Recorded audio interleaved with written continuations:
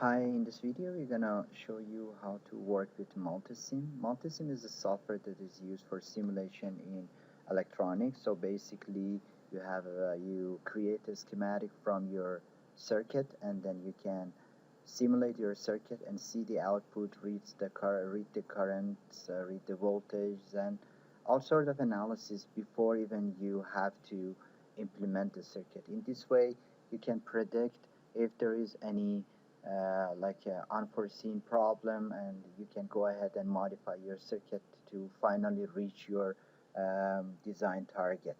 Multisim has a lot of menus and shortcuts here, but we're going to just keep it limited to what we're going to use in the lab. Basically, I'm going to show you how to use uh, these two shortcuts here and the simulate menu only to do the DC analysis as well as AC analysis. So in this way, what you do, let's start with the simple circuit. So let's start from the shortcut, the first shortcut.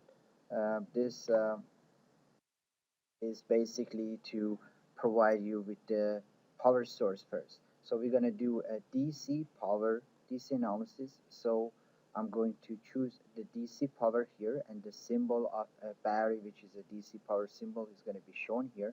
I'm going to say OK. I'm going to drag and place it in here. Another thing that I need for every circuit is a ground. You can see the symbol of ground shown here. So I'm going to say OK, and I'm going to place it here on the blank schematic. And then that's enough for the voltages. So this is a 12-volt battery, but let's say if you needed a different one, I'm going to change it, for example, to 10 volt.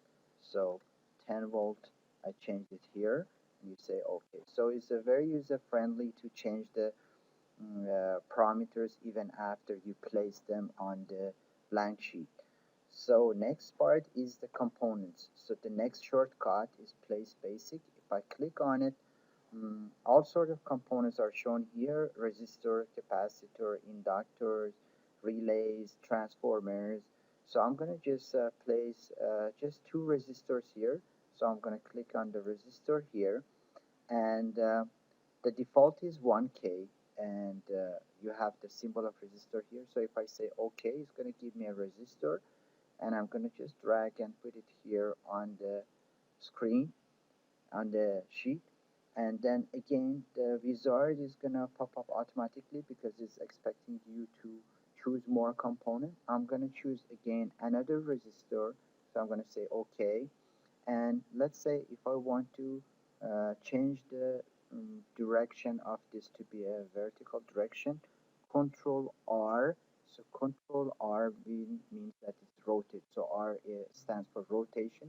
So it rotates the resistor symbol, and I can place it here. And let's say that's enough for me, and I place escape so it goes away. Let's say if I wanted to change the R2 to another value, I can just double check here, and then let's say 2K. I'm going to say 2K and say OK. And you see the value of the resistor was changed to 2K. Now it's the time to connect them together. So in order to connect them together, move your mouse on the component, on the one end of the component, and when you see the cursor becomes cross, it means that it's ready to do the wiring, and just you drag it to the other end, and then you click and it's connected. Again, move the mouse in this ending, and then press and drag it, and then it's connected. Again here, connected, one ending, connect to the other. Now everything is connected.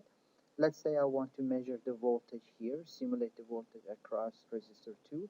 Here the place that I have to choose the simulate menu. I press on the simulate, and I go to the instrument, and I need a multimeter. So I'm going to click on the multimeter. So I'm going to place the multimeter here.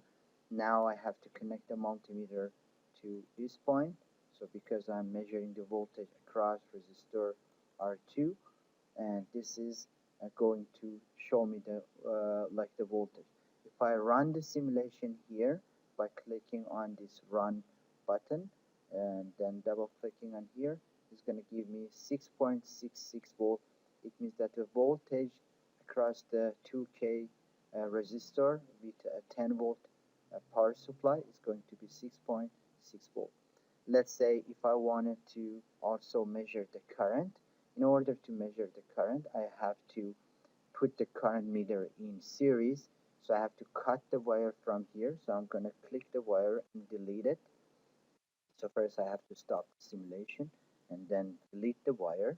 And then I have to go to simulate again, instrument, multimeter. So I'm grabbing another multimeter and I'm going to connect this multimeter in series. Again, I'm doing this because the current meter has to be in series here. So all I have to do, click here and click on amp to show the current. And then if I run the simulation, so 6.6 volt is what I was getting before for the voltage, and 3.3 milliamp is the current that passing through this multimeter going through R1 and R2. So this is all we need for a DC analysis in our experiments. And now I'm going to show you how to do the AC analysis. So I'm going to close this. I'm going to stop the simulation. I don't need the multimeter, so I'm going to get rid of the multimeter. And let's say I'm going to get rid of one resistor, and I want to put another capacitor for AC analysis. So I'm clicking on place basic. I click on capacitors, and the default is 1 microfarad. Let's just stick to the default and control R to rotate it. And I'm going to put it here, and then that's enough for me. I'm going to connect them together. So here, here, here. And then I want to monitor the output voltage across the capacitor and like input voltage. For this one, sorry, I had to get rid of the battery because we are doing the AC analysis. So I have to get the AC power. Okay, I'm going to get the AC power here, and that's it. Now I'm going to connect the AC power here. And if I double click on this, it's 120 volt. Let's say I want to stick to 10 volt, and the frequency is 60 hertz. Let's say if I want 100 hertz, so I can change the parameters here and then say, okay, everything was changed here. Now I need to go to the simulate instrument and I need an oscilloscope. So I'm gonna grab an oscilloscope and put the oscilloscope here on the sheet and on the schematic. So channel A and channel B. I'm going to connect the channel A to the input, which is this part. I'm going to connect channel B to the output, which is this part. And the grounds are going to be connected together. So the minus is going to be connected to the ground. So oscilloscope is connected. All I need is just to run it and double click on oscilloscope. And you can see the simulation of input and output um, is like visible on the screen. Channel A, these are the parameters. Let's say I want to change the channel A to higher voltage. So you see the scale for channel A was changed.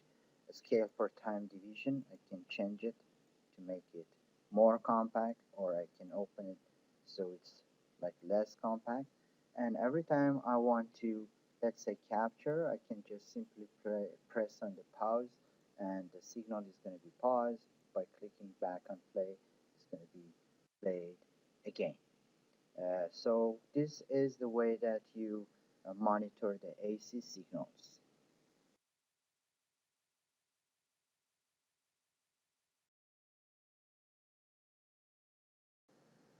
Another thing that you need to know is AC analysis. So if you click on the simulate menu, go to analysis and AC analysis, um, this wizard is going to pop up. This actually is telling you that the body plot or the AC analysis for magnitude and phase is going to start from 1 hertz and going all the way to 10 gigahertz. So you can change this one depend on how wide you want the frequency response to be covered. There is output tab here, so I have already chosen the current in capacitor, I can just remove it. I can show you how I did it. When it comes up for the first time, everything is blank here, and you have all sort of power, voltage, and current parameters. So I'm going to choose the first one, which is current through capacitor 1. I'm going to say add. So this is going to do AC analysis and the frequency response for the current going through the capacitor. If I click on the simulate, it's going to show me two graphs. One graph is the magnitude versus frequency. The other one is phase versus frequency. So you can see that for the low frequency, the current is low, and as the frequency is increasing, the current is going to increase, and the phase is going to change from 100 degree to minus 10 degree as the frequency starts from 1 hertz and goes up to 10 gigahertz. This is AC analysis, or body plot is another name for this sort of analysis, and that's what you need for a few experiments to perform.